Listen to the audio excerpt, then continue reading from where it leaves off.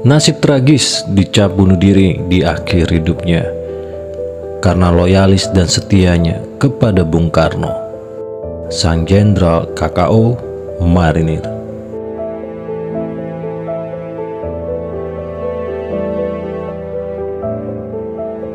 Beberapa detik yang lalu saya anugerahkan kepada Pos Komando Angkatan Laut Anji sebagai penghargaan atas jasa-jasa yang telah dilakukan di masa yang lampau.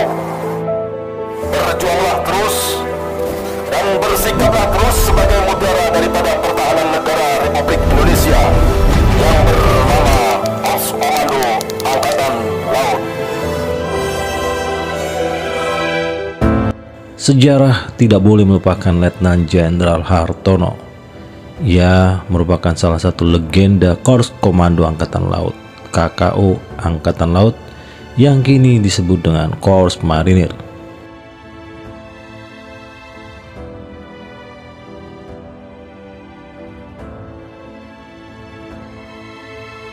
KKO-AL, kepanjangan Korps Komando Angkatan Laut yang sekarang Marinir, mempunyai sejarah panjang terkhusus saat di era Presiden Soekarno.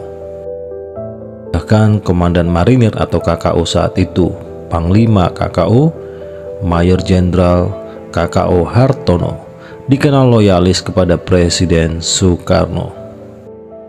Bahkan sampai saat di masa sulit setelah G30S pada November 1965, ia dengan berani dan lantang berkata, "Putih," kata Bung Karno, "putih," kata KKO. "Hitam," kata Bung Karno, "hitam," kata KKO. Kalimat itu keluar dari mulutnya di hadapan barisan yang sangat menghormatinya, serta di berbagai kesempatan di saat Presiden Soekarno ditekan hebat oleh kubu yang sedang menggulingkannya. Saat itu KKO Angkatan Laut sejak tahun 1960-an telah amat diperbesar kekuatannya, tulis Letnan Jenderal Sayidiman Suryo Hadi Projo. Masih menurut Sayidiman, para perwiranya tampak terpengaruh organisasi militer gaya US Marines, Marinir Amerika Serikat, yang tidak berada di bawah US Navy atau Angkatan Laut Amerika Serikat. Bahkan saat itu ucap Nasution juga mencatat bahwa Hartono malahan sudah akan diangkat menjadi Panglima Angkatan Laut untuk menggantikan Laksamana Marta Dinata. Namun jabatan Panglima Angkatan Laut yang kini disebut dengan Kepala Staf Angkatan Laut dalam sejarahnya merupakan jatah perwira Korps Pelaut. Maka Hartono akhirnya hanya menjadi wakil Panglima Angkatan Laut yang merangkap Komandan KKO dan tetap menjadi andalan Soekarno. Sementara Panglima Angkatan Laut dijabat oleh Laksamana Mulyadi. Pada akhirnya terjungkalnya Soekarno membuat Hartono harus tergusur dari militer, meski sempat naik pangkat menjadi Letnan Jenderal. Ia dijadikan Duta Besar Republik Indonesia untuk Korea Utara pada 8 November 1968 dan anak beserta istri ikut diboyong.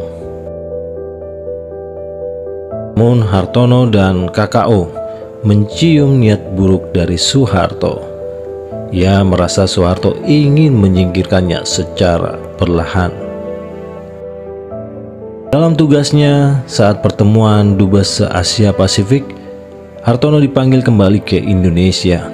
Namun istri dan keempat anaknya ia tinggalkan.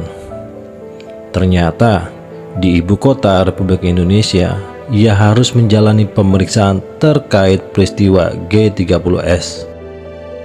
Letnan Jenderal Purnawirawan Ali Sadikin atau Bang Ali pernah mengucapkan kepada wartawan jauh setelah kejadian ini bahwa kami berdua sempat bertemu waktu itu, keadaannya baik-baik saja dan ia tetap bersemangat.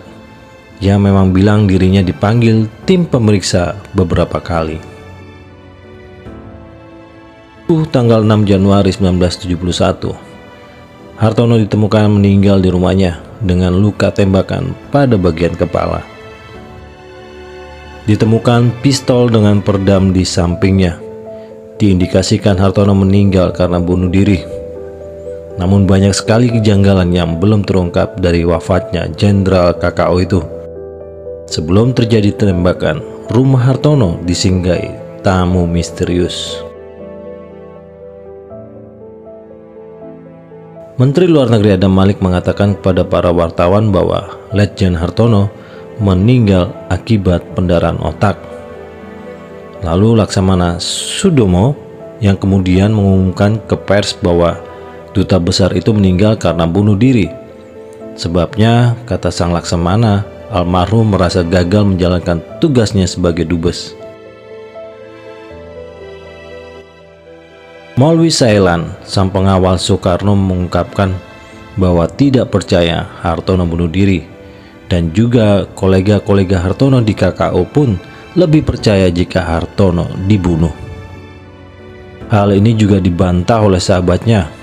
Tidak mungkin ia bunuh diri, ia orang yang sangat berkepribadian, tidak mudah putus asa dan berani.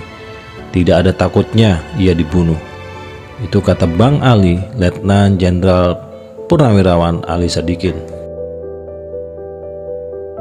Hartono dimakamkan pada 7 Januari 1971 di Kalibata tanpa kehadiran keluarganya yang masih di Pyongyang.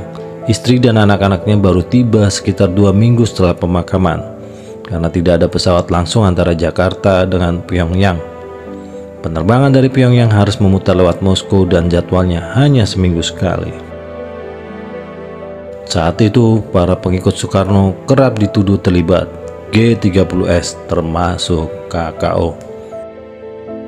Nasib tragis dicap bunuh diri di akhir hidupnya karena loyalis dan setianya kepada Bung Karno, sang jenderal KKO. Bagaimana menurut kalian? Silakan jika ada yang mau menambahkan di kolom komentar.